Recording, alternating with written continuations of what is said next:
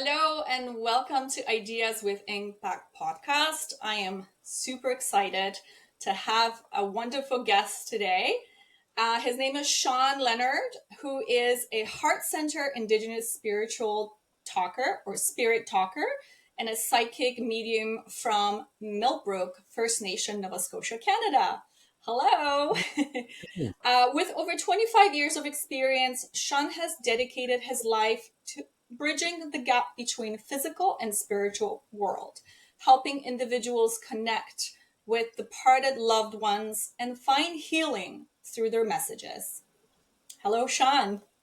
Well, hello, Aleksandra. Thank you for having me on your podcast. Yeah, thank you so much for coming. I'm super happy to have you on and to find out a little bit more about the other side.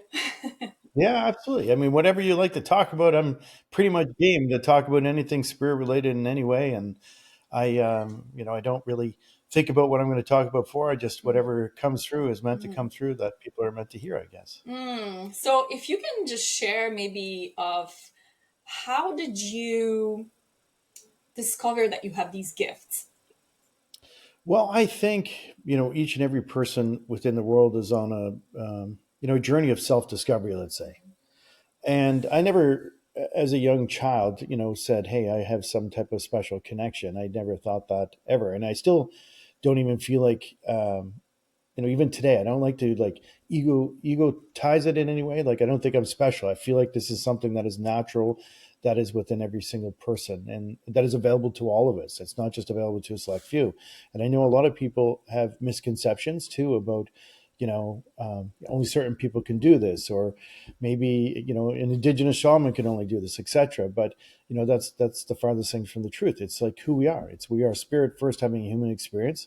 So it's just reconnecting with who we are, remembering who you are, and honoring that connection. And when you honor that and connect to it, through life for myself, there's been different, let's say, epiphanies Mhm. or awakenings or moments that are of synchronicity that after you have enough of them, you start to really realize that, hey, there's a lot more going on here now than you know than I thought before. Everything seemed disconnected or chaotic in some sense, but all of a sudden it became synchronized, or there's a plan, just the right person at the right time. And then when I started to work on my spirit growing up, etc., and just having words, even just saying different things with that I thought was just literally talking to the air. Things started to happen. And for me, there's been so many moments. And that's why I wrote my book called Spirit Talker, which I have right here, Mhm. which is a Heo's published book. And the reason why I wrote it is not to get wealthy. I'll tell you that, because writing a book doesn't get you wealthy. Mhm. What it does is get your story out there, and that's really what sharing your message is about. Whether you're an author or any other format that you're pursuing out there to give information to people. But in the book itself, I detail, my all many steps that brought me to the point where I am today, and there's still even more steps that are kind of taking place. And I don't want to say it's like that I graduated from this Mhm. lesson and vice versa. It was more of like an awakening with each life lesson that I've been through that helped reveal some aspect of who we are, or the greatest sense of who we are, not just within this world, but the universe itself. And I remember at a very, very young age, some very early spirit connections. And maybe many people can remember things when they're young. My mom says I should not remember these things, but I do. I absolutely do remember these things. And there's two things that I would say predominantly that I remember young that was very kind of unique and special. And this all happened between, let's say, the age 3.5 to probably like 6 years old, maybe 4 to 6, let's say then. Because around one of the stories relates to when I was very ill as a young child. I had pneumonia. And that's a story that I actually didn't put in the book. That maybe I'll shove it in another book down the road somewhere. But this is like a new story that I'm going to share. And it's, when I was young, I had pneumonia. I was in the hospital in Halifax, Nova Scotia, and my mom had to leave me there for some time because I was very, very ill. And they had to put me in an oxygen tent. And I remember being in the oxygen tent vaguely, very vaguely, because again, you're talking like 4 to 5. I have very vague memories of being there. And I remember when my mom would come, most of the time I think I was sleeping because I would wake up from time to time. But occasionally I'd wake up and I would like kind of like play or I would chit chat. I don't know what type of chit chat you can have at 4 or 5, but probably just mostly playing with the other little boy in the tent beside me, who was in the oxygen tent in the same room. And I remember like this lady coming for him that I believe was his mother, and she was beautiful, absolutely beautiful. She had a long white gown, and she came in and she told me that she was taking him home, and she said, "I'm going to leave you something, Sean. I'm going to leave you this coloring book." Now, this coloring book is like it wasn't like a normal coloring. It was a paint by numbers coloring book. That's what I remember. That you take some water and you would dip into the page and you would color the diagram or the picture. And she said, "I'll leave this for you as a thank you for spending time with my son," right? And so she left, and my mom eventually comes to get me, and I'm well. And I remember sitting with my mom on her knee, or vice versa, and we were getting ready to go, and I would not leave because I said I have to have that coloring book because that's my coloring book. That lady that came for that little boy, left me that coloring book, and she says, "Well, I don't know who put this coloring book in here, but it can't be yours." And there's no way a lady has given it to you because there's been no one else in this room but you.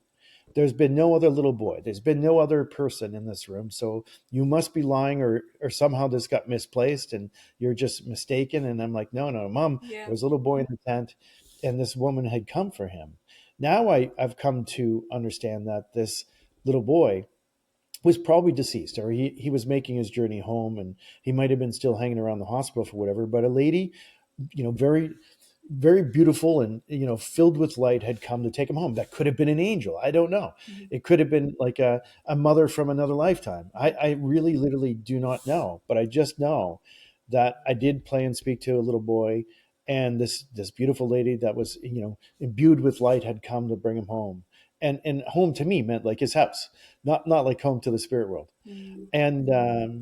So that's what I've come to believe. That's like one of my earliest memories that I have of something being kind of oddly different, Mhm. or kind of strange in a sense, I guess.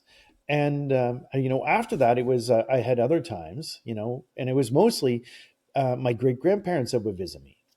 It would be like when I was very young, and these two shadowy people who I knew as my great grandparents, who loved me dearly, would show up at 3 o'clock in the morning and be standing in my room whispering to each other.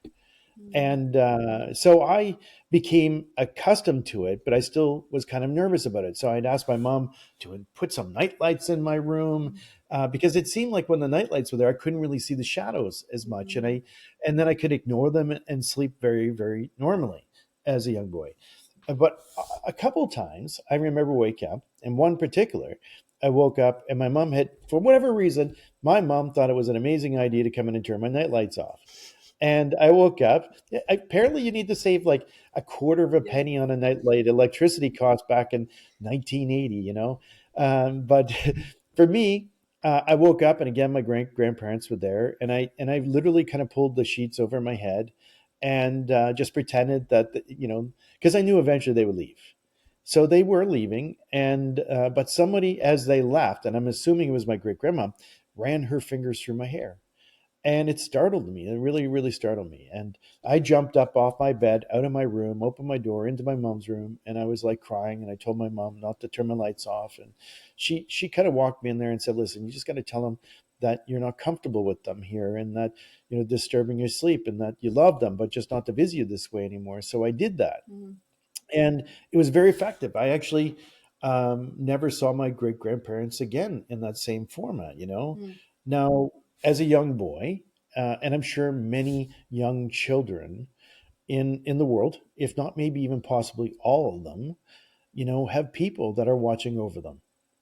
Could be your great grandparents. It could be some other spirits you encounter that you maybe not realize that they're actually spirits because you don't know the difference. Is it because And we are so innocent, and because we are so not bombarded by all this information, like our parents, for example, telling us, "Oh, you just envisioning things, you're just dreaming or whatever."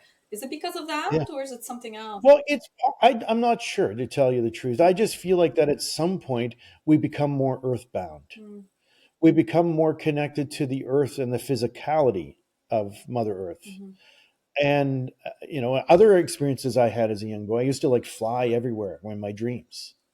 I could mm, literally get up and fly around my neighborhood. And I know so many people have an experience and memory of this when they were young, going out and playing with maybe some other children and flying around the neighborhood. And, you know, I think probably even like, the story of Peter Pan almost comes to mind with this. Like, mm-hmm, it's probably inspired by children who astral travel mm, and have friends in the astral world that they get to play with, which are just other children that are also astral traveling sometimes. Now, mind you, I lived out in the country. There wasn't a whole lot of kids running around, but I remember living on a hill, and as I got older, I found it more difficult to fly in my dreams. mm, And I remember this moment clearly where I was at the top of my hill, just outside on the road, and I ran. In my dream, I'm running and I'm flapping my arms, thinking that this is going to help me fly. And it did. I could literally get maybe 3 or 4 feet off the ground and I kind of float right back down. It's because as we grow, because like when we're young, we all of us are spirit first. mm-hmm, We've chosen to incarnate in this form. We'll return to spirit. It's the cycle of everything. It's this everything is circular. You think about it, we spin around the sun. The sun mm-hmm, spins itself, the earth spins, the moon spins. Everything is cycle. We have seasons, mm-hmm, there's spring, fall, winter, summer, etc. And there's a cycle. And just like our life, there's a cycle. And when we've just entered into the world from, let's say, a new cycle of coming into being, to experience, to grow, to further understand the human condition, because again, this is not who we truly are. This is just a temporary form. And I wish I could say, I'm like literally, I think my body changes every moment of the mm-hmm, day.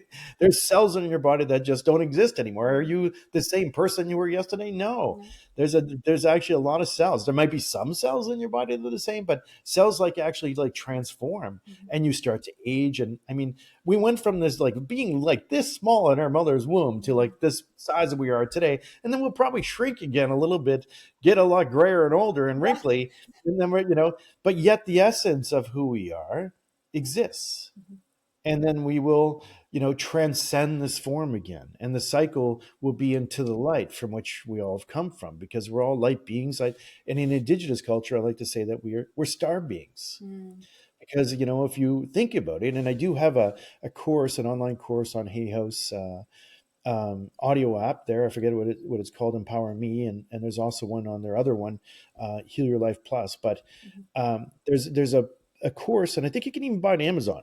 But I call it the Four Sacred Fires, mm, and it's an Indigenous teaching about that we're the first sacred fire, which is grandfather's son. The light that has come before us. I mean, that is formed scientifically the world, the earth, and all the molecules, and spun it with gravity, and came into this great molecular, let's say, sacred fire that created the earth and all the other planets, with all of the elements that have come together from other planets and stars that have gone supernova, mm, and then ultimately have created us.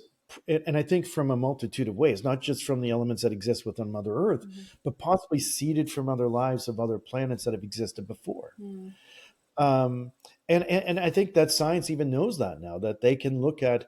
They just got element, or they went and tested an asteroid or a meteorite that was going by, fairly large one. They landed something on it, took a sample, and brought it back. And when they looked at it, it had all the building blocks of all of life within it. mm. So That- that there's a So seeding. amazing. So It amazing. is. There's a Mm-hmm, seeding that's taking place in within not only this world. That means that other worlds would have had to have life, mm, because you can't have all of the seedlings of life within an asteroid or meteorite or what have you, and not have exist before mm. and somewhere else. It's there. And when our world is done, maybe there's a cycle even to our world Yeah. that will, our molecules and our atoms and all of life that existed will be in some asteroid floating through Earth and seed another planet at some point. Yeah. Or we I'm haven't sure found that it there's yet. Oh, I think we probably have found a lot of them. Yeah. I just don't think that call me a conspiracy theorist, but I don't feel like the government, I almost feel like, when they do make scientific breakthroughs, it's secret Mm. Yeah. and they don't want us to know right away. And I feel probably in the next, let's say 4 to 5 years, maybe a little bit more. Mm-hmm. I'm hoping sooner, but maybe we're going to get to learn potentially that they're going to make big announcements that, hey, there's life other worlds. They've already gotten James Webb Space Telescope pointing at other Yeah. solar systems, Yeah. and they're coming back with the molecular biology that would have life. Yeah.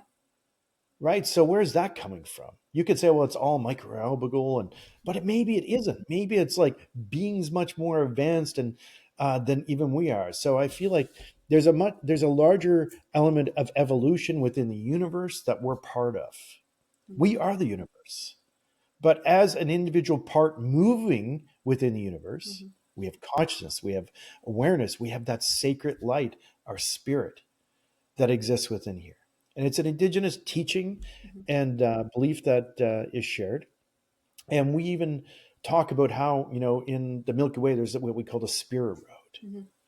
And that when we leave this world, potentially, we or our soul family, our soul tribe could potentially go out into any of the other stars where there's habitable worlds to live a new life if we choose. Or we can choose to live here again in time.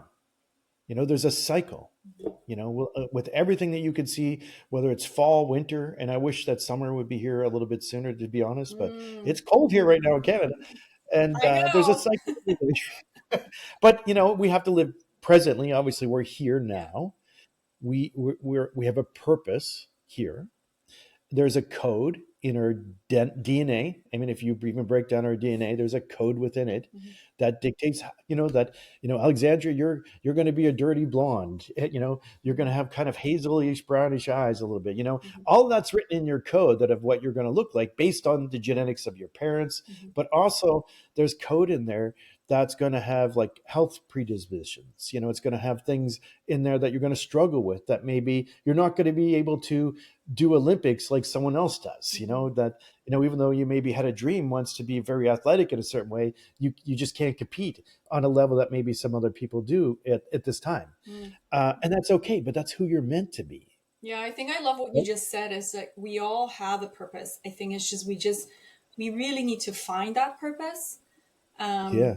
and I believe that right now there is that huge shift when people, I mean, maybe not for everybody, but I find it maybe in the circles that I'm hanging around or I'm um, getting to know people here and there, they are all looking for some stuff. They're all looking for maybe not who they are, because I think a lot of people know who they are, but they're looking for where they kind of fit in a way, Yeah. and how they Well, can kind go of fit in, and forward. like how are you going to express yourself within the world? Mm-hmm. And, and then because I mean, there's a lot of people that are kind of still searching for that because they don't feel like they found who they are in a sense yet.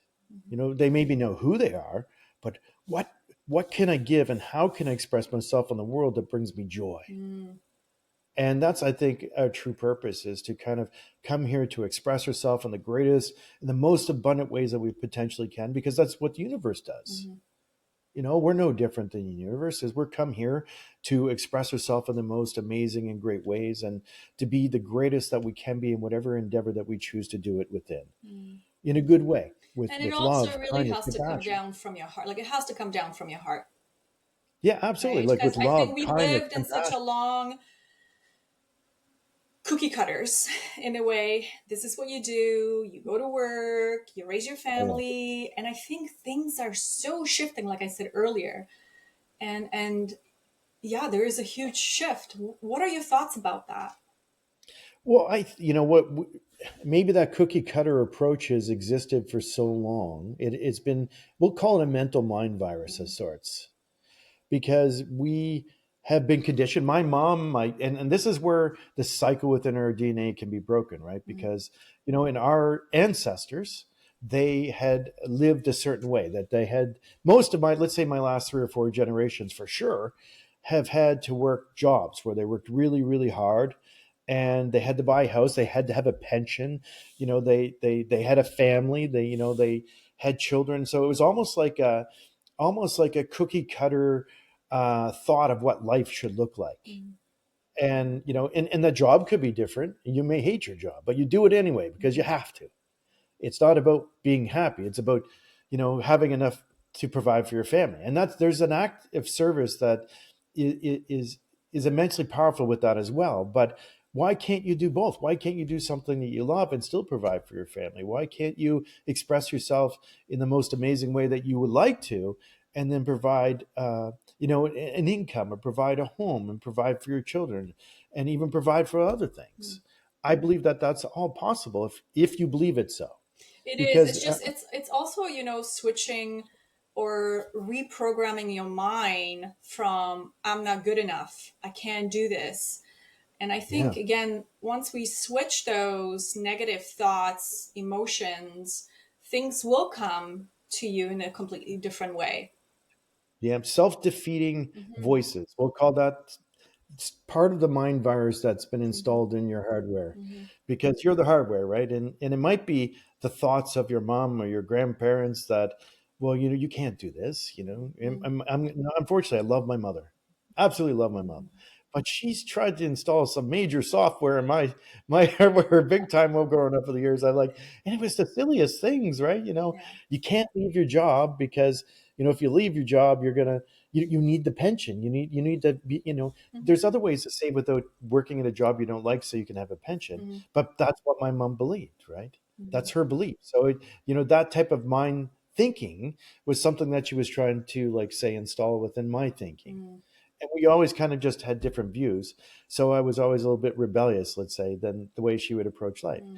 That doesn't mean I didn't try all those things, like working a 9 to 5 job. I've done various jobs, from making office furniture to do bills of material on AutoCAD for high-end office furniture in Calgary, Alberta, Hmm. to becoming a mailman, for God's sakes. Hmm. And but you know what happened? There's some things that happen in life that you can look at as like a very negative, right? And sometimes, based on your belief systems and how you approach life, is something negative happening to you could be life altering and throw you off track and throw you off course, right? And sometimes we have to be something, drastic has to happen to us more than once for us to get it. Hmm. It's like, even for myself, one of the things that, because I was clinging to that thinking for so Hmm. long, until about maybe 13 years ago, that and I was like working myself to death, literally, like working, like, at the post office, doing readings on nights and weekends, doing little tours, and I was just like trying to do it all. I was literally not very well balanced in life. But I blew out my knee. Hmm. I had to have knee surgery. Here I'm a mail carrier, and I thought, this is a job that I can enjoy because I'm connecting to people. I'm out getting exercise. I absolutely love being a mail carrier, to tell you the truth. And I could still balance out doing readings and things like that. And then I blew out my knee again. And I'm like, I can't. And the doctor said, listen, Sean, you can't do this anymore. You can't deliver mail anymore. You're going to have to go inside and work, sorting mail. Jokingly, I always said, licking envelopes or something like that. But Those are the old days. yeah, exactly. I'm going to be in working midnights Yeah. because I didn't have very much seniority, and I'll be working midnights, sorting mail and parcels for the carriers and such at night. And that's a good job for people who really, really enjoy it. But it wasn't for me. That's not what I wanted to do. And then I tried to keep working, and then I herniated a disc. Oh. I fell and herniated a disc, and that laid me up so bad. And then I'm like, I just can't do this physically anymore. Yeah. So I had to rethink my life. I mean, I'm already working as a spirit talker, a psychic medium, and I really enjoy this work. Mhm. Maybe I should embrace it more. Maybe I should open up to the possibility that this could be, a greater part of my life, and my job, my work, my income, etc. How can I make this work? And that's where you have to start asking yourself questions like, what can I do? Like, how can I make this work? How can I make this happen? So as soon as you start asking questions, you start coming up with answers, right? Mhm. So I had all of these also limiting beliefs about standing up in front of people, Mhm.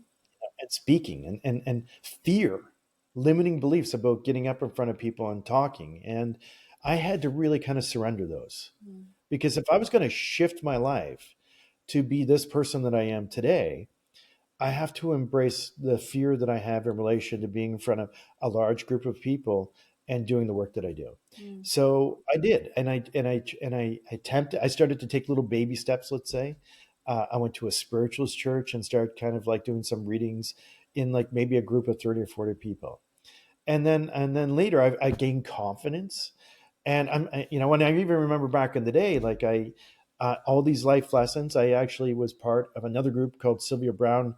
Oh She had a yes, group Sylvia called Living Brown. Yes, Spiriters. I think everybody Yeah, yeah, knows back about in the Sylvia day. Brown. Yeah.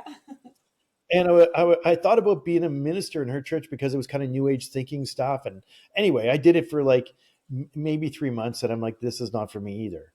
And this is where we're searching, right? We're Mm-hmm. searching, what? But all these are teaching me something, even if it's not where I was meant to be. I got something from it, because I remember the first time I spoke at a Novus Spiritus and even a spiritualist church, that I was so terrified, I literally couldn't get words out of my mouth. I struggled. It was painful for Mm-hmm. people to watch me speak, and I had a big write up that I had, that I and the guy that was overseeing me doing this pretty much said I had to read word for word, and this is where I realized this wasn't for me. I mean, because then he could edit my talks, and like, this is not good for me. I want to talk from my heart, right? Mm-hmm. So I turned the paper over. I knew all the material anyway, and I just spoke from my heart, and spoke from what I know, and it flowed. Mm-hmm. And then everybody after I did it got up and cheered for me, clapped, and then next time I came back, there was like 60 people coming to see me just to have a half-hour talk, for God's sakes. And I'm like, okay, I'm on to something here. This is something, you know, I could write points that I could talk about, but how I need to communicate to people, uh, obviously how I've been approaching it has been wrong.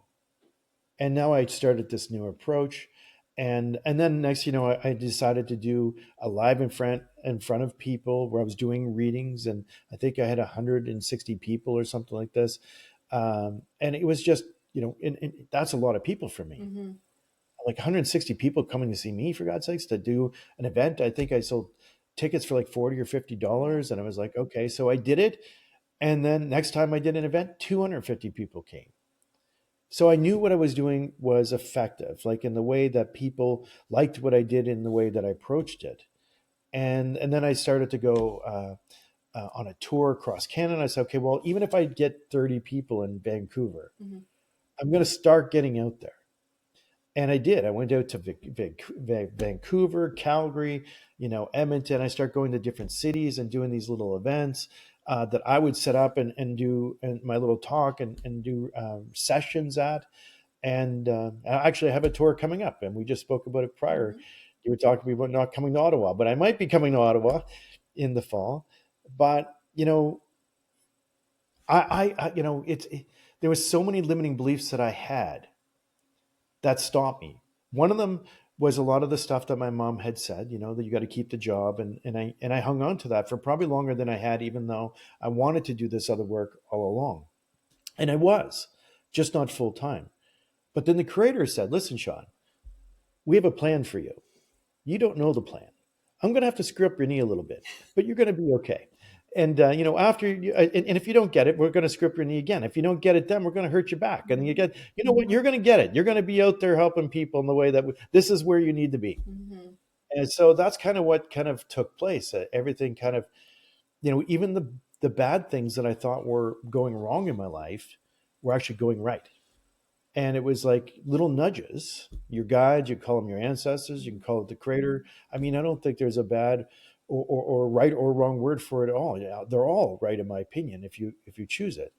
And that's how I see my life. And that's why I wrote Spirit Talker, is the little things that led me through life to bring me where I am today, and what I learned through every one of those journeys. And I think if everyone out there thinks about their life and where they are today, and all the experience they've gone through, like the divorce, the Mm-hmm. the separation, the job loss, and we could be angry, and we can be bitter.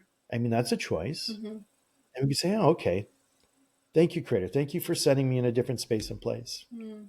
I'm grateful. I'm going to embrace this, and I'm going to do the greatest that I can. Yeah, I like that because I can so relate to that in so many ways. It's Yeah. like, with my podcast and everything, and I, in the beginning when I would send out a message to someone saying, "Hey, I would really love for you to be on my podcast," and they got denied and got denied and I got denied, and it hurt. I was just like, "Oh," I'm like, "Oh my goodness," and then I'm like, you know what? Put the ego aside. It's okay. Maybe it's not the right time right now. Just do who you can talk to, just explore, and enjoy. Just simply enjoy the conversation. If it comes, it comes. If it does, it's okay. Like I had a conversation yesterday with someone, and because she asked me a question, and I said the same thing, and I was like, you know what? I'm doing this for me because I was like you. I had these beliefs, old belief systems that I kept on telling myself, oh, this is not for you. It's like public speaking. I'm like, I can't do that in front of people. My background, I'm Polish, even though I've been in Canada for 35 years. I'm like, I have this kind of like a wall where I feel like I'm a mute. I was like, I don't know what I'm going to do and how I'm going to do it. And it's just like you said, it has to come from your heart. You have to speak with, your passion. And Hmm. either the message goes through or not, it doesn't matter because I'm speaking it from here. And Right. that's what matters, you know? That is what matters. I mean, and I think but that's a lesson, It is. it takes time for people to get there. And it's okay, and it's okay to fail, Mm, and it's okay but just keep going. Even if you fail, if you don't get the right guest, or you don't get that, somebody respond or denies, I mean, just keep going, keep yeah. plugging away. And you don't do it for, you do it for other people. I do the Yes. work that I do for other people, but I also do it because it brings me joy doing Mm, it. mm, Nobody pays me to do podcasts. I mm, don't get paid for podcasts. I do them. I mean, if I like, I think I have 5 this week, and it's because people ask, and I will do them, and because I feel the Creator's given me this experience. And like I said about the book, when I wrote the book, this is not a get rich scheme in any sense. It's about, I wanted to share my stories to change and shift the world in a way that people can relate mm, and be inspired. You know, mhm, and that's why I'm doing podcasts too, is because I want to get out there and share my knowledge, share my wisdom, and help people. mhm, Because if I know the world has to evolve, and if I have a part in that, I do. We all do. mhm, We have a part in leaving the world in a better place than when we showed up. mm. And you can accept that, or you can choose not to. And it could be just, as small as just sitting with some friends and helping them. Yeah. And, when somebody asks you for help, you're available to help them in some way. Yeah. It doesn't have to be monetary. It could be just words, wisdom, guidance, just a little hug, Mhm, just, compassion, right? Just be there, present for that person. And I think when you start giving to the world and spirit and humanity, mhm, the Creator starts abundantly giving back to you. mm, And I think there's a flow. And in Indigenous culture, we have what we call reciprocal mhm, energy, and it's something that we've always known about, because we as Indigenous people make offerings for our prayers. We gift tobacco. mhm, We hold it over our heart, we say our words, and we lay our tobacco down, usually in the eastern direction, because where the sun rises, right? As it's a ceremony when you do this. But we give that medicine, holding that intention, those prayers and the words, um, to be heard, to reciprocate what it is that we maybe need help, guidance, or direction with. mhm, And it doesn't have to be for just you.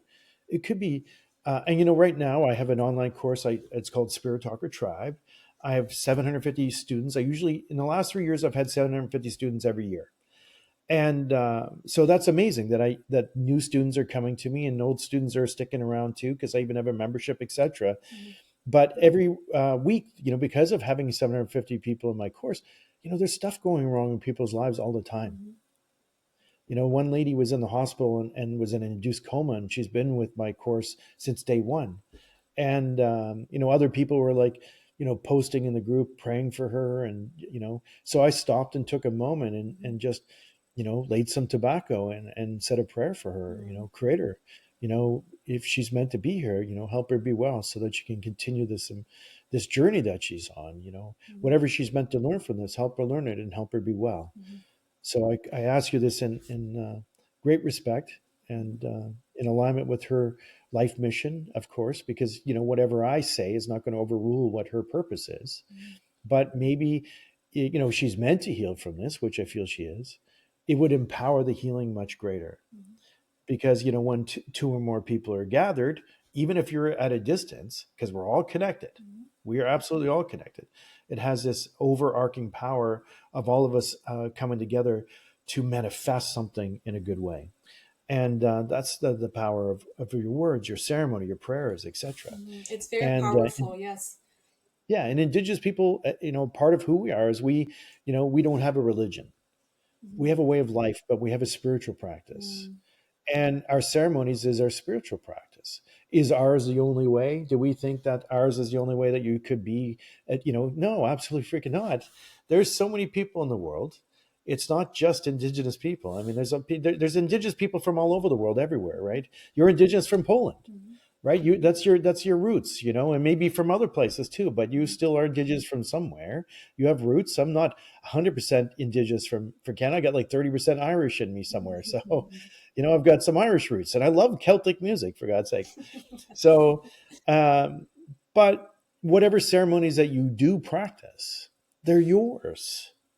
They're yours, and it doesn't have to be tobacco. It could be that you go to a crystal store and you pick up a nice quartz crystal, and you're going through something, right? And you just pick it up and you pray with it over your heart, and you leave it somewhere in a sacred space.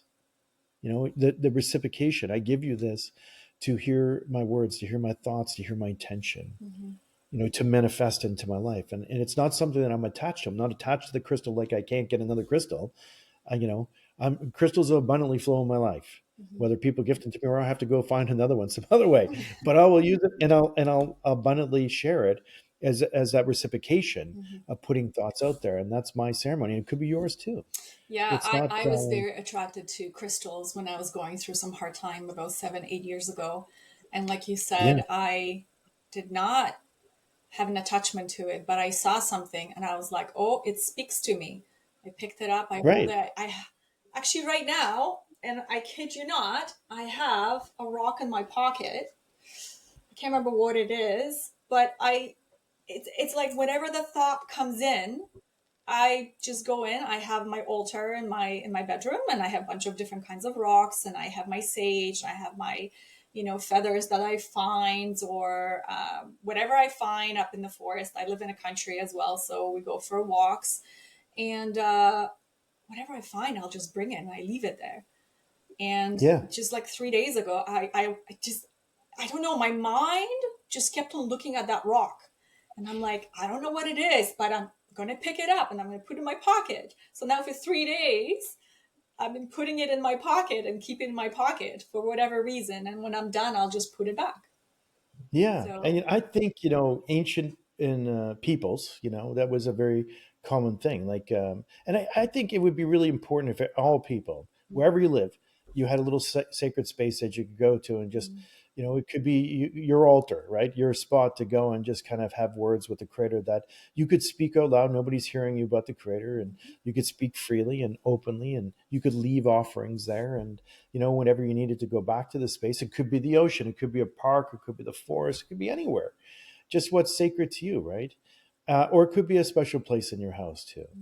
But I love outdoors. I love nature because I feel that's the real let's call it the real church of the Creator, is because that's where we've come from. We've come from that space. We've built houses, but the house of Mother Earth exists all around us, and I think we have to honor that connection to her as well. yeah, I love what you just said, that you can create your church anywhere you go. And Yeah. those are the words of my mom. Like, we were brought up Catholic as well. but not very strong Catholics. Like when we immigrated, we lived in Greece for 2 years, so we were exposed to Orthodox religion. And then when we came to Canada in 1990, we were sponsored by 5 different churches. So I lived in PEI for about Oh no. 4 years in Alberton, and then we moved to Charlottetown. So I lived in Charlottetown for about a year and a half or so before we moved to Ottawa. And those are my mom's words, exactly what you just said. The outside is my church, because she, even though she is kind of like religious, but she's not. And then she's like, you know what? I just need to go outside and I need to connect with whatever she needs to connect with, the highest self, with the spirit. I know she used to, when her mother passed away, she was really sad. So she would go for walks and she would connect with her mom that way. She would talk, she would cry. And that was her connection, which I was brought up that way, because I remember this as a young teenager, hearing my mom saying that. And it stuck with me, because now I'm passing this message to my children. And I said, you need to find your path. You need to find what is good for you at this particular moment. Don't shunt it. Just go with it and listen. Listen to the spirit, listen to the voices, listen to nature, because nature speaks, right? Yes, absolutely. Nature So, speaks. And everything has a consciousness, awareness, and mm, everything has a spirit. The mm, trees have spirit. That's why when, as Indigenous people, we when we take the tree to, for whatever reason, to cut down to make a canoe or etc., or take the bark, we make an offering mhm, to thank the tree, for the tree spirit, for allowing us to take what it is that we need. mm, So we offer the medicine. I've gone moose hunting in the past, and it's I'd rather go out and hunt an animal and take that life of that animal myself and honor the animal's life mm, than going to the store and buying mhm, a pack of hamburger at Costco. mhm, Personally, I see that animal. I know the animal's lived a good life. I can go lay tobacco for that animal. I can pray for that animal's spirit, thank the animal, and and harvest that animal. And then I would use all of the meat as much as I possibly can, fill my freezer, and it'll feed me and my family for like a year. mhm, And every time I eat it, and I do, I have a freezer full of moose meat. When I eat the meat, and we don't eat it every day, but when we do, I'm so grateful mm. for the food that it's given me. You being connected. I- Hmm. right. I think of that moose every time, and I thank the moose for the meal that it's provided me, because everything has a spirit. And I think a lot of people have forgotten the connection to the forest, the trees, the plants. And, even with the plants, plants have spirits too, And I know many medicine people, and there's one in Ontario called Patricia Toulouse, and she's a traditional medicine woman, an Anishinaabe lady, and she picks herbal medicines, right? So, and we're friends, and I've gone out and spent time with her and learned things from her. She's come to my home and taught me about different herbal medicines and such, but she's the expert, I'm not. But she taught me about, even having how the different medicines will talk to you and tell you how they can help you. And the medicines that that could help with this ailment or that ailment, and to honor the plant when picking the medicine, making their offering, because you have to thank. And then when you drink the tea that the medicine has given you, you can have this kind of warm feeling in your heart that you harvested that dandelion root, Mm, for your tea, etc., or your cedar for your tea and such. But there's different things you can get that will help with different ailments, and the creators put that there for us to nourish us from unwellness to wellness, mhm, to give us nutrients, because we require nutrients. And so there's a reciprocal energy that Indigenous people understand. mm, And I think that's been lost a little bit in modern times, mm. and maybe it'll come back down the road. Who knows? I think it's I coming don't back. like Mm, I don't like, in the sense where humanity's gone in the way of, like, bioengineered food, yes. and you have, and I think a lot more people are becoming more conscious to this. My wife, Michelle, is like looking at the ingredients of freaking everything now. She's like, yeah, That would be me. she's like, Exactly. Like she's looking at the guys. We can't eat this. Like this is what the hell is this? It's like I don't know. Yeah, It definitely didn't grow down in the forest. yeah. It's like it's Listen, something. I'm a holistic nutritionist. I totally understand where she's coming from. I keep telling Yeah, my children, I'm like, if you do not know how to read it, don't buy it. Put it back on the yeah, shelf. yeah. So I can And relate. so Yeah. we try to eat more natural. We're trying to grow a bigger garden in the summer, Mhm. and expand our garden every year. And she just got some like Okanagan sweet potatoes yesterday that she's Oh, got nice.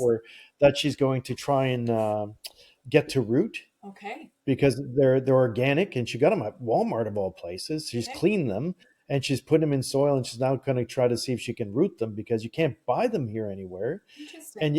And but they're like amazing, really good potatoes. So it's something we could like harvest in our garden, and then we'll like maybe it's something we keep doing every year, right? Yeah. Oh, yeah. We could keep the seeds, we could keep the buds, or what she's going to use from it to kind of like keep that going, right? Yeah. Yeah. I But love, that's yeah. where Gardening is great. I think more people should be involved in getting yeah. their hands dirty. And like you said earlier, connecting with the energy of the Mother Gaia. Yeah, Yeah. and that's spiritual too. When you're out, Mhm. when you're doing things like that, there's this kind of mindfulness that comes from being in spaces and places like doing gardening or harvesting, different medicines out in It the forest. releases the endorphin and it makes you feel good. Yeah, but also what I find when I'm looking for answers, if I go for a walk in the woods or nice long walk, and I just kind of just be present and mindful, the answers come to me. Hmm.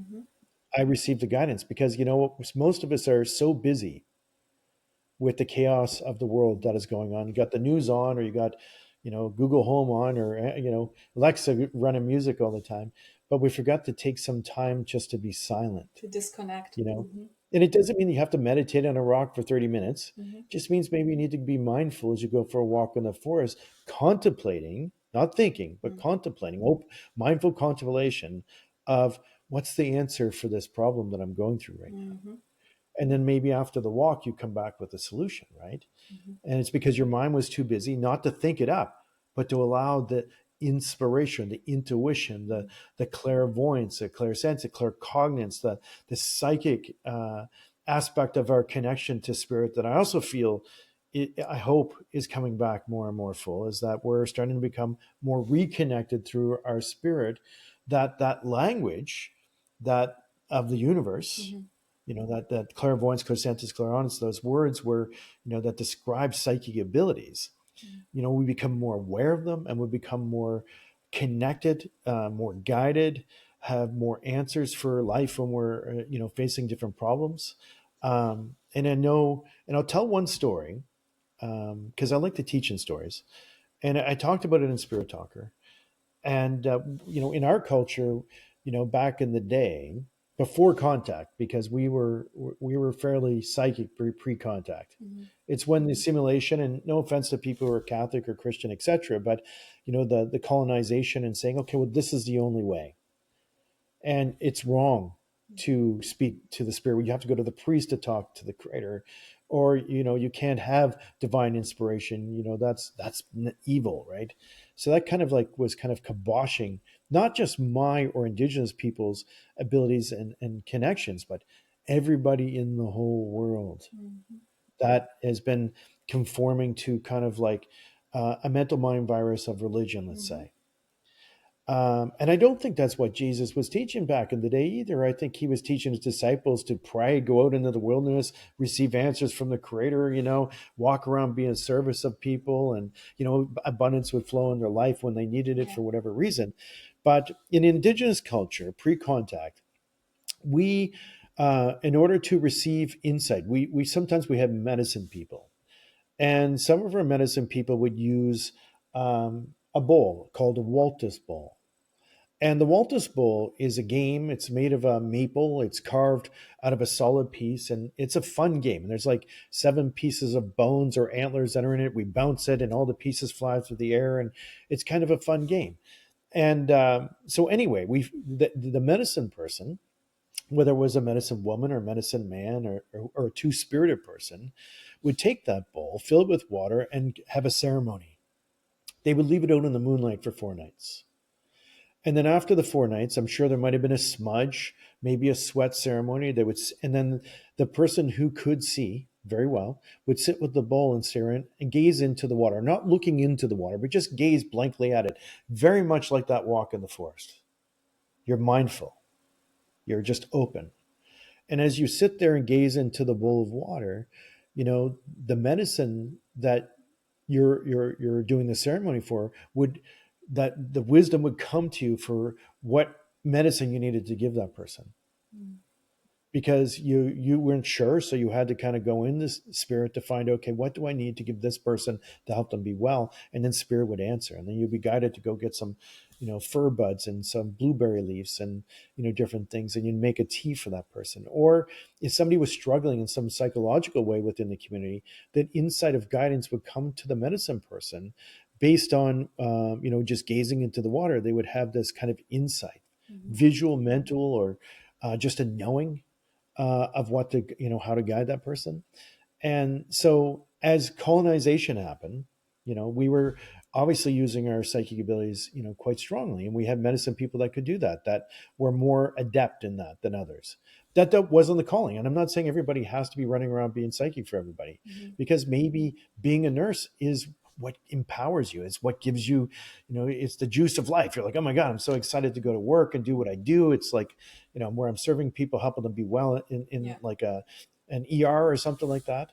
Or you're a psychologist and you just sit there and listen to people and give people some guidance. I think there's maybe some intuition involved in that, because my daughter, Mackenzie, who lives in Calgary, Alberta, is a two-spirited, because she's two-spirited herself, but she's also a two-spirit psychologist and counselor. And that's what she does for a living. And, I know that she has a clinical way that she's supposed to approach things, but do you think that maybe her intuition maybe is guiding her sometimes? Yeah, absolutely it is.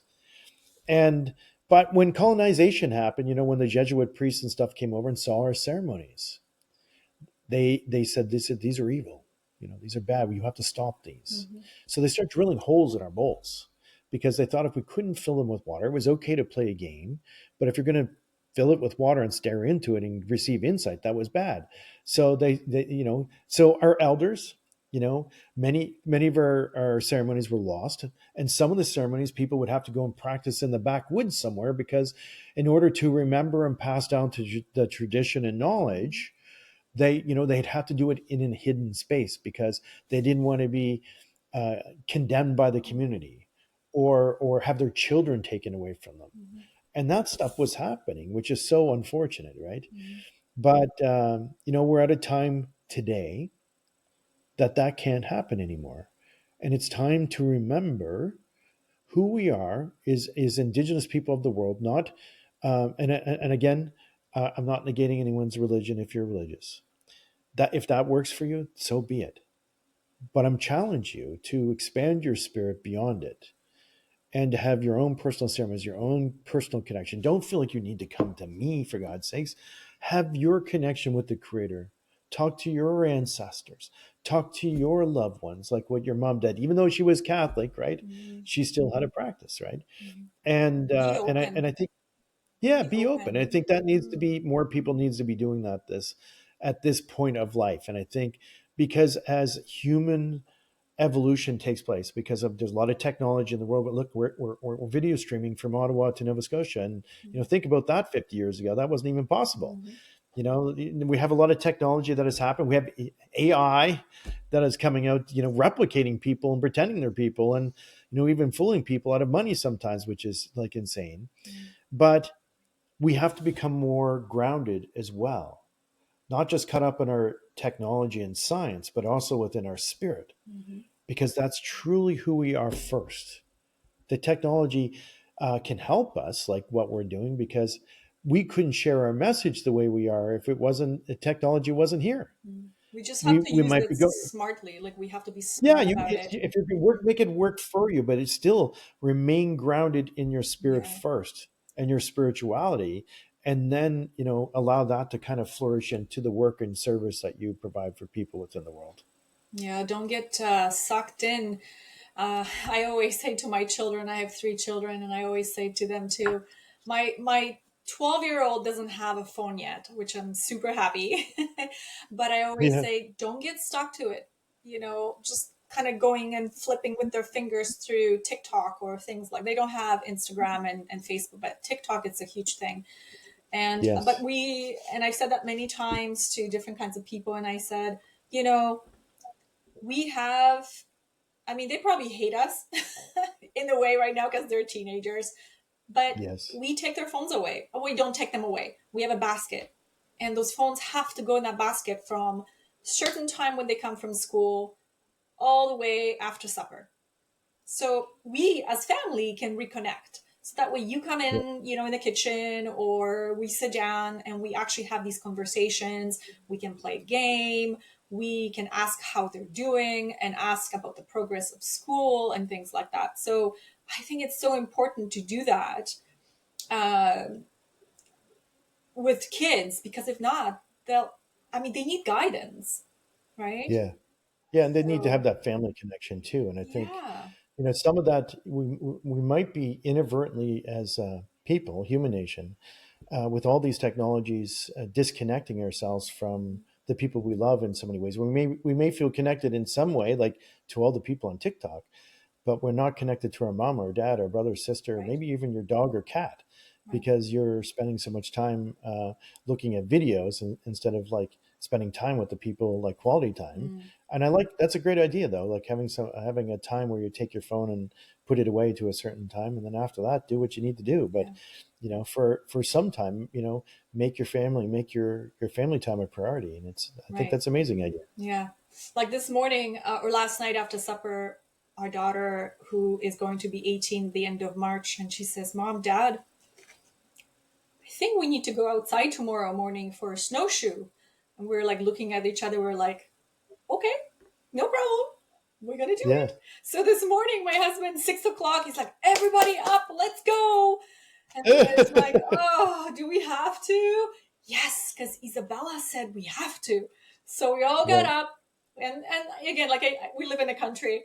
We just drove across the highway, parked our car, took our 3 dogs, and we went for about 2 hours, Wow. snowshoeing up in the Gatineau Park, which was Right. beautiful. Oh, that And would be came beautiful. home, and everybody was just like, that was awesome. So the Yeah. dog had blast, we had blast, we connected, we laughed, we made snow angels. So it was really cool. Yeah, I love those Yeah. moments. That is good. I mean, and yeah, I mean, you're outside, you're connected to Mother Yeah, Earth, you're together. There's this synergy, and it's very grounding. And I'm sure after something like that, you'll be exhausted too. It'd be just like, okay, wow, that's like that takes a lot of energy to do all that. But it's a good energy because you need to be engaged in life. yes, Right, we need to be engaged in life, and I think that's not engaged in life on your phone or your computer or watching Netflix. It's engaged in life out in the world, doing whatever, and just seeing the world. I mean, we have mm, an opportunity to even travel the world and just go different places and just see different cultures and meet different people. that's it. It's so amazing that we can do that, and what better, that's better than Netflix, is getting out, go to Aruba for a week and connect to the Caribbean people and watch a parade or something, just do You'll have something a different. different perspective on life. You have a more of a understanding of what's going around you instead of being narrow-minded in a way, Yeah, right? So like experiencing. absolutely. Experience life, Yeah, live life. yeah, That's what we're here to do, is live it as joyously as we can. And we still need to pay our bills and all of that, but course. pay your bills in a way that you feel drawn to do it, like that Hmm. you feel this isn't work, right? Mm.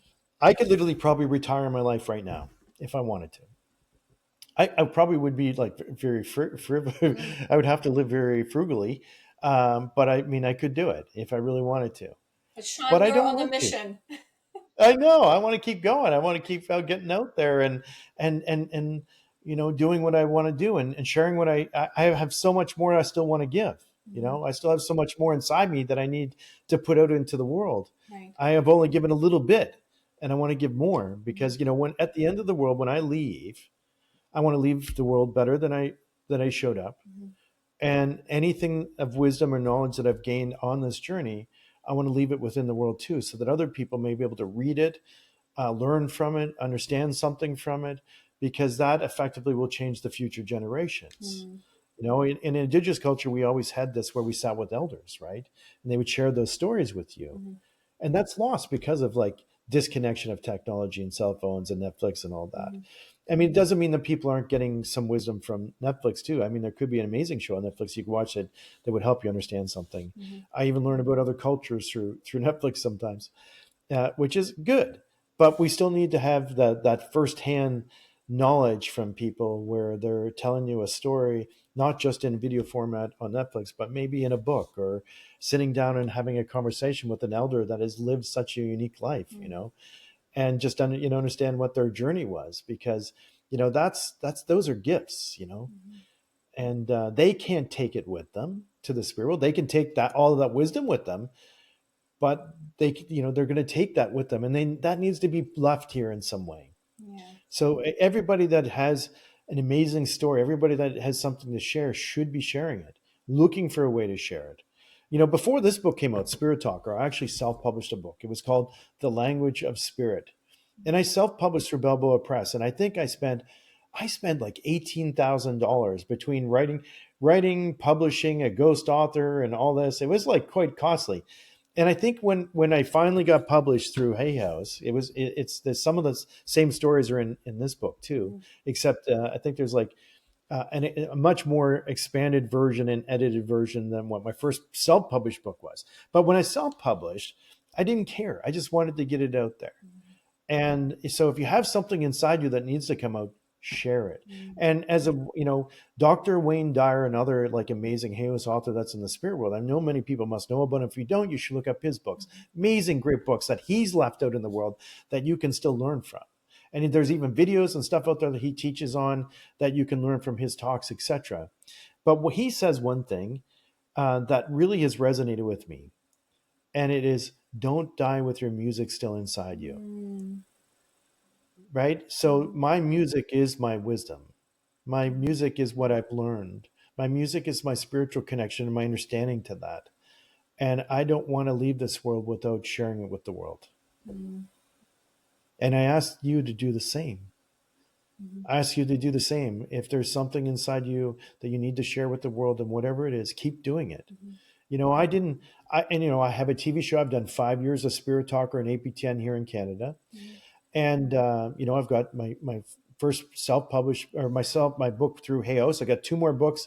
I've signed another 2-book deal through Hayos that are coming out. One might be coming in the fall, I believe, on spirit totem animals. And I'm sure I want to write more. Even if Hayos doesn't want me to write for them, I'm going to write anyway. Because it's not about being with under the Hayos brand and saying, okay, well, It's I your have a Hayos message. book. Yeah, Mm-hmm. just putting what you have inside there out there and sharing with the world the greatest way that you can. Mm-hmm. Sean, can you tell me why some spirits don't leave and they stick around? Oh, you mean earthbound spirits? I Yes. mean, that's the human ego, right? I mean, we all cling to things. Okay. Some people cling to their phone, So even right? when they're passed on, they can still hold on. Some, very few, Okay. very very few. It's very rare, actually. I think Mm-hmm. that, like, I've come across some spirits that are still staying in a home somewhere, and they still very much entrenched in that human ego that they have, Mm-hmm. or they once were. They've not surrendered it. And I think maybe there might be fear, right? Fear from them thinking that, well, if I move into this enormously beautiful white light, or this tunnel, or that I follow this beautiful lady into the light, that somehow I'm going to lose that part of myself. Do you think And it they could be fear. know that they're past, or I believe that they know their past. okay? Yes. I think they know they're no longer in their body. Mm, And because they start walking through walls and doors and things like that. So right. they're like, well, that's kind of weird. They might not know immediately, because I feel like there's this, like, well, who's that person? Because you hear a lot of people who have had near-death experiences, Mm-hmm. right, where they're hovering above their body, looking at that person. They're like, wow, that guy looked like he's been through hell. Yeah. And then they realize it's them. They're like, what the hell? That's me. Yeah. But I'm right here. I'm okay. But that's my body. It looked like he was in some terrible accident, right? Mm-hmm. So they want that sooner or later they will identify that they're no longer in that form. And sometimes it's the shock because they've seen themselves after the fact, but because they can't identify with themselves, because I mean everybody looks a little different after you left your body too, and the spirit that emanates through this form. And I've seen so many people deceased too now that and people will say, well, don't they just look like they did alive? I'm like, no, they don't. They don't. That spirit is no longer in there. They look, there's a shell of a person there. That person that was in there is no longer in there anymore. It's just a shell of that that that that It's the energy. formless, the ageless part of you is always existing. That's what still exists in this form, even though I've gone from this big to this big and gray hair now, and I'm growing hairs by the second probably in my ears and my nose and wherever, because I'm getting old. But there's a formless part of me that is always going to exist. And I think when people leave their physical form and see their body, they'll identify that they're no longer in it. And they may still have fear, though. They may still have fear because many people have fear for different reasons. And I think, let's say 99.9999% of the people see that light and they go, oh my God, that's home. This is where I'm supposed to be. This is where I'm supposed to go. This is all fake. This has been some type of like strange reality that I've been living temporarily. But that's where I really come from. That's who I really am. And they move into it with open arms and an open heart and just unconditional love, and they just feel so much peace, and then they go on this experience. And some people come back and tell us about it because they've had what you call near-death experiences where they've gone the other side, met their guides or angels or ancestors, sometimes met Jesus, or had an encounter with what they would say is the creator, or the creator's energy that exists wherever. And they come back to tell us these stories, and I think they're amazing, these stories that people share.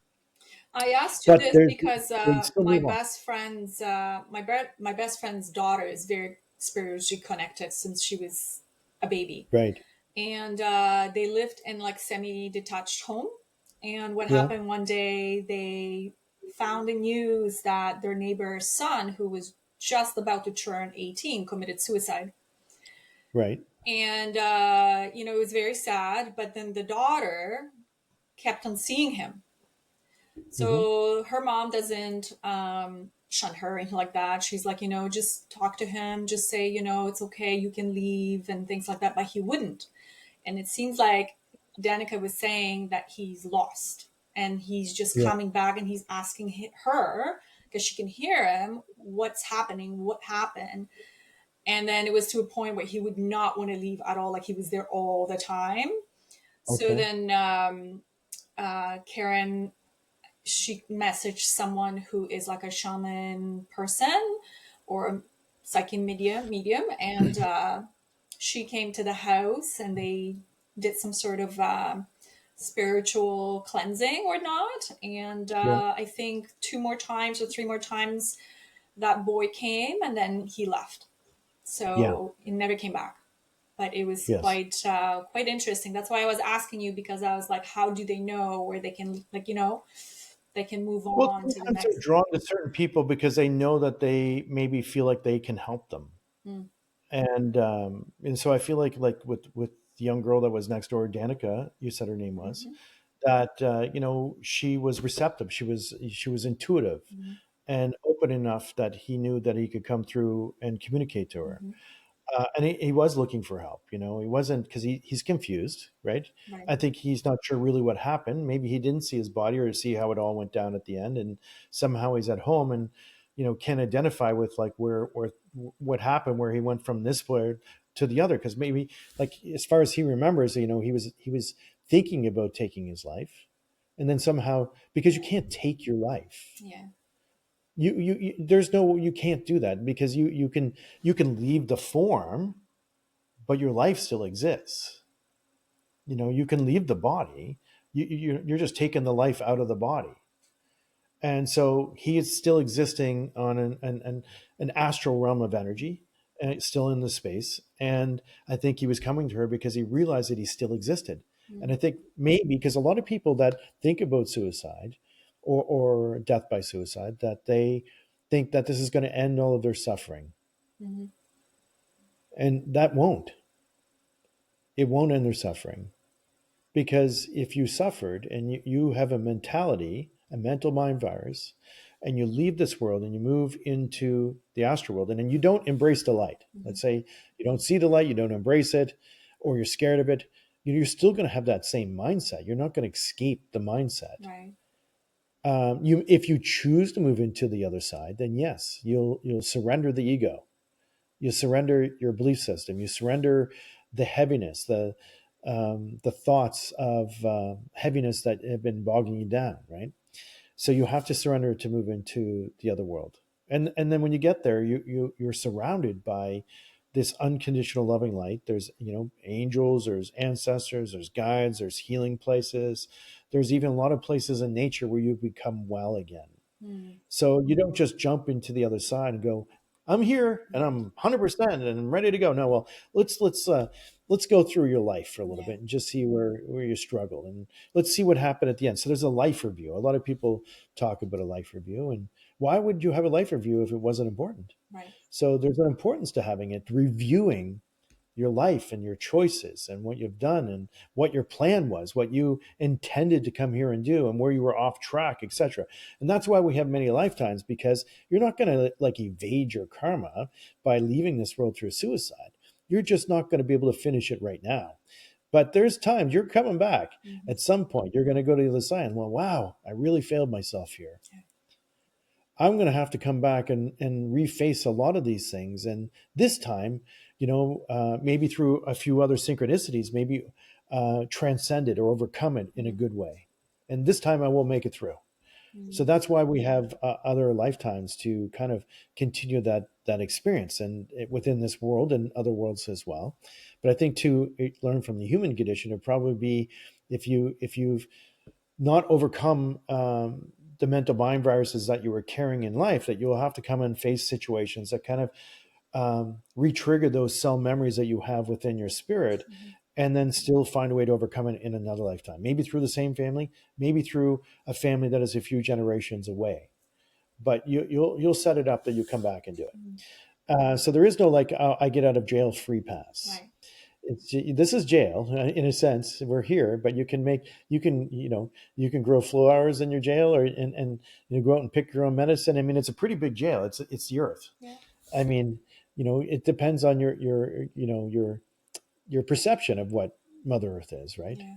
You can be your prison, or it can be the greatest place to explore that you could ever imagine if you only allowed yourself. Mm-hmm. But that's how you see things. And if you can choose the way you look at things, the things that you look at in life will change. Mm-hmm. But it starts with you and what's inside you and how you shift your perceptions. Mm-hmm.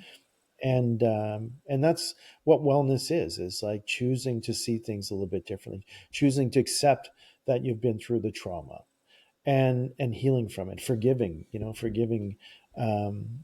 people that have maybe hurt you because of the trauma, etc. But you also And then have to forgive despite yourself. Learn how to forgive forgive yourself. yourself. Well, Mm-hmm. and I even say with forgiveness, forgiveness is like, if you break the word down, it's forgiving, right? Forgive. Mm-hmm. So what is forgive? Well, it's energy that you have that you kept inside that is not working for you there. Mm-hmm. So you have to let it outside of you. You have to give it away. Give it to the source, give it to Creator, give it to your angels, give it to God, give it to the person that has harmed you. Not in a negative way. Not saying, well, you've given me this shitty feeling, I'm going to give you this shitty feeling back. Well, no, because if you're giving a shitty feeling, that means that's what you still have inside you. Forgiveness is shifting what you have inside you and giving that instead. So if you are angry with somebody and you want to shift it, change it to kindness, compassion, love for Mm-hmm. within you, and then give that to the person you don't like. Because what you have inside you is something that you can give another person. It's forgiving. Yeah, you're shifting things for yourself, but you're also shifting things for the other person as well. You're changing Yeah. the karmic connection. Mm-hmm. Because we're all connected, and there's science that even says that we're all connected, right? So through our thoughts, I mean, that's why people can like, that's why they call psychic attacks, right? Because there's somebody like thinking really bad things about you all the time. Yeah. And then you somehow feel a little bit down or a little bit Yeah. depressed and you don't know why, a little bit confused Where's because that that voodoo energy, doll? right? And I'm sure there's an ex out there of mine that has a voodoo doll of me. I'm sure, but that only has power because, that's what the medicine she has inside her, Mhm. right? It's not the medicine I have inside me for towards her, right? It's not because if I was to have anything other than love and compassion and forgiveness for her, then that would mean that I'm holding on to anger, resentment, fear. There's things inside me that I'm carrying it. Mhm. And then I'm letting her medicine affect me. Yeah. But I choose not to let other people, anybody can think whatever they want about me. I'm hoping it's all good things. Mm. And I'll tell you, there's probably more good things being thought about me than all the bad things that people are thinking about me in the world.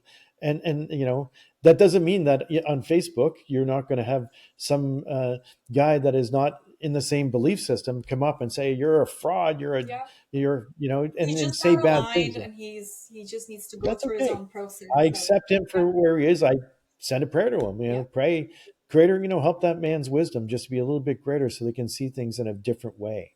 Help him see life in a good way, so that he can accept all people for where they are, and surround him with like unconditional love and light, because that's what that man needs in his heart. And Mm. then I delete, ban, and block. So maybe you can learn a thing or two. Boundaries, boundaries. But that's what I have. Yeah. It's what I have to give. And I have a lot of people talk to me about medicine and bad medicine people and all that, but it Mm. has no effect if you are a good medicine person, Mm. because nothing can, if all you have inside you is good love, kindness, then that's all that's going to come out of you. Just one negative thought is not going to affect you in a No, negative way, right? Yeah. no, not at all. So, No. how do you respond to people who are, for example, skeptical about mediumship? And they're very Well, kind I of say like, come see me. I'm not sure if I I want would to say go that way. come see me and see what I do. There's no there's nothing to hide when I'm Mhm. standing in front of like 600 people and I'm just standing there spouting out stuff that no one could possibly know. I mean, you could see that. Mhm. But what I usually tell people is, even if you don't want to do that, explore psychic abilities yourself. What if they're real, they exist, and not just in me? And maybe if you come see me and I show you that it's possible, but really, why am I showing you it's possible? Is that so that I can be right all the time? No, Mhm. I'm not. I'm not right all the time. I might be right more than a lot of people, but I'm not right all the time. I'm still human. I have that human condition. I still, even if you were to tell me something right in life, I might go and tell someone else and alter it some way because I don't remember it the way you told me. Mhm. Right. So it's my perception of what you told me that I would tell someone else. That's the same thing with spirit communication. And how they communicate is a little bit different than just using words. It's like clairvoyance, clairsentience, clairaudience, claircognizance. It's a combination of everything put together. But if it's possible for me and you can see me doing it, I don't want people following me around thinking that they have to have this experience through me. Find the experience within you. Mhm. Find it within you and explore your own spirit. Mhm. Start talking to spirit, like make an offering and say, Spirit, I'm really skeptical, but I need to know that you're with me in some way. If you're really there, really get my attention. I challenge you to do something in a good way, from a good space, not because I'm challenge you out of like anger or Mhm. whatever, or resentment. Do it from a good space. Just say, Mhm. speak from your heart to spirit and say, do something so unique that I'll know that it was you, and it's no way possible unless you've done it. And then listen. Not even just listen, just go about your life. Go about your life and just see what happens. Something will happen. Spirit hears us. When you realize that you're being heard by your people, it'll change your life. It'll shift your life. Mhm. And and I'll tell you this one last story Mhm. that's in alignment with this. Way back in the day, I was in Calgary. And this is when I first started doing like readings, like way back, like a long time ago. And I was working at the office furniture company. It was called SMED and then Hayworth, and I was doing bills of material and AutoCAD, etc. But I used to work with a guy named Conrad Kardashian. And this is when internet first came out. He gave me a program called Microsoft Front Page 2003. And I was already working as a medium, but this is when I made my first web page, was in 2003. And he had the program. He bought it. And so I used it. And I mean, because back in the day, you actually had to download a program to check your email. You had to have, you couldn't go online and build a website. You had to have a web builder to build your website. And so I used this program, Microsoft Front Page 2003, that he lent me to build my webpage. And then my computer crashed. And I had to go buy a new computer. I get home, I turn it on. I'm like, okay. And then I realize that all of my software that was on my computer came from Conrad. And Conrad didn't work where I worked anymore. He went on to start a business and do house construction and all this. And he lived in a little tiny place called Black Diamond or Turner Valley or something like this. So anyway, I'm looking through the yellow pages and the white pages, trying to find The Conrad. yellow pages. I know. That's what I mean. There was in the internet, that stuff didn't exist in the internet back in the day. And I couldn't find him. Sorry, And I'm so going I to quickly interrupt. It's funny because last week we were telling the kids, we're like, oh, the yellow pages. And our kids are like, yellow pages, what's that? It's like, well, this is where you actually were finding people, with all the information. If you ever wanted,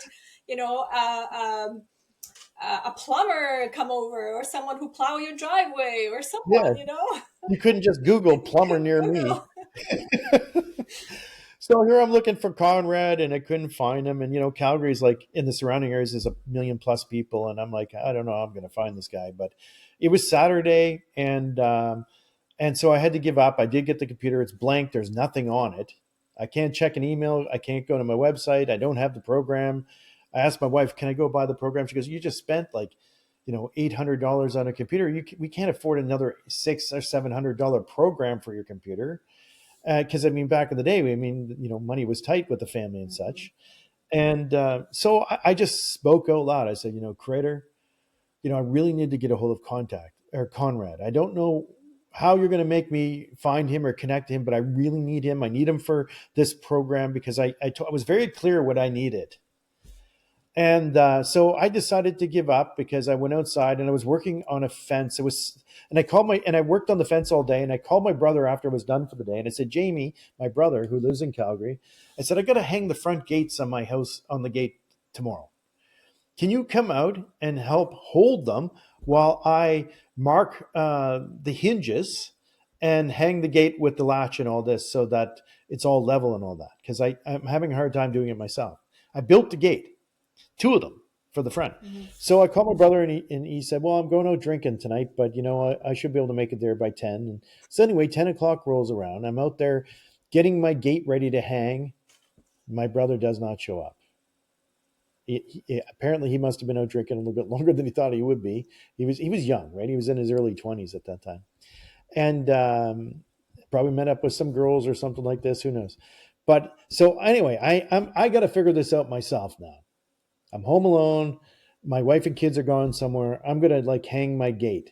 So I'm getting 2x4s. I'm leveling them all out on the bottom. I'm putting the gate on and opening it up, putting more 2x4s.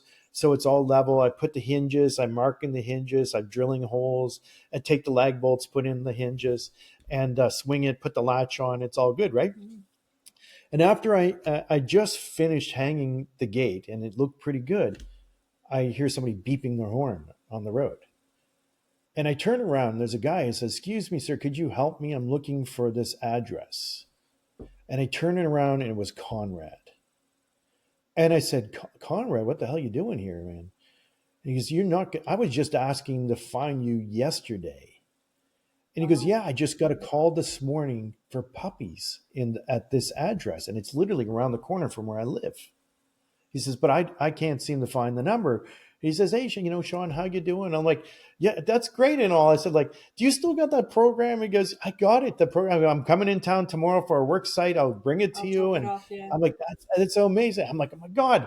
I was like, what, all the things that had to happen, I asked for help. And even when things were going wrong, they were what I thought were going wrong, they were going right. My brother didn't show up. If he had showed up, it would have been done probably in 15 minutes and been inside and not even on the And road. that wouldn't probably even happen. You probably wouldn't even No, know. it wouldn't have happened. Hmm. Yeah, he would have like passed my house, not seen me Yeah. outside. All the little things that had to kind of like this synchronicity that had to take place to make that happen was just amazing. And just like, oh my God, like how is the universe conspiring to help us Yeah. if we only knew how connected we were? And even when things think where they're not going right, they might be going right. You just don't know it yet. Yeah. And so that's where I really like grasp a hold of knowing how important your words are and how important it is to speak with your guides, your ancestors, your people, and just asking for help if you need it. And and I didn't put a time frame. I said, okay, can you do this tomorrow? Hmm. I was like hoping like a month down the road somehow I'd run into him, and it happened like the very next morning, less than 24 hours. And no, my whole life hasn't been like that, but there's been moments like that. And it only takes a few moments to realize that you're connected. Mm. I challenge a skeptic to expand the possibilities of what they believe. I challenge them to try to learn about psychic abilities. I challenge them to speak with the spirit world. I challenge them. They challenge me on my beliefs, but I'm challenging them on their beliefs. Mm. Just try and see what happens. You can disbelieve in me still if you choose to. I don't care, because it that's your ego, not mine. I don't need for you to believe that I'm real or not real. I don't care. I'm still going to do what I do anyway because it's something that brings me joy and I love it. And whatever brings you joy, that's amazing. If it's being skeptical, so is it. So be it. But I challenge you. If you're going to challenge me, I'm going to challenge you too, just to try to expand what you think, who you are, and how you fit within it all. Yeah. I always And find that again, we are all on a different, timeline. And for me is like plant the seeds. And I think once you plant a seed, you can't push someone to something that they are either not willing to listen to or they're not open to the idea.